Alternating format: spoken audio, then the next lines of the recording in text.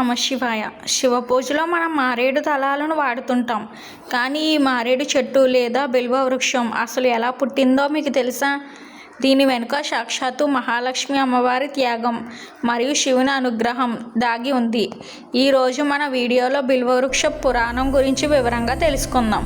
ఒకసారి వైకుంఠంలో లక్ష్మీదేవి శ్రీ మహావిష్ణువుని సేవిస్తున్న సమయంలో విష్ణుమూర్తి ఆమె భక్తికి మెచ్చి ఏదైనా వరం కోరుకోమంటాడు. అప్పుడు లక్ష్మీదేవి, స్వామి మీ ప్రేమ ఉంటే చాలు అంటుంది. కానీ విష్ణువు చిరునవ్వుతో, దేవి నీకు నా అనుగ్రహంతో పాటు శివానుగ్రహం కూడా అవసరం. పరమశివుడు ప్రసన్నం చేసుకో అని సూచిస్తాడు. ఆయన ఆజ్ఞతో అమ్మవారు భూలోకానికి చేరుకుంటుంది. నారద మహర్షి సూచన మేరకు శ్రీశైలం సమీపంలోని పాతాళగంగ తీరంలో లక్ష్మీదేవి తపస్సు మొదలు పెడుతుంది. అయితే తపస్సు ప్రారంభించే ముందు ఆమె గణపతిని ప్రార్థించడం మర్చిపోతుంది.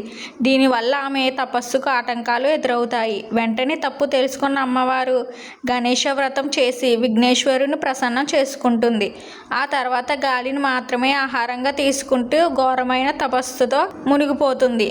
కాలం గడుస్తున్న శివుడు ప్రత్యక్షం కాలేదు. అప్పుడు శివుడు నందీశ్వరుని ఒక బ్రహ్ముడి రూపంలో పంపి, నీ కోరిక నెరవేరాలంటే రుద్రహోమం చేయాలి. హోమగుండంలో నీ శరీరంలోని ఒక భాగాన్ని నివేదనగా ఇవ్వాలి అని చెబుతాడు. భక్తితో నిండిన అమ్మవారు ఏమాత్రం ఆలోచించకుండా తమ వామ భాగపు స్థానాన్ని ఖడ్గంతో ఖండించి హోమాగ్నిలో సమర్పిస్తుంది.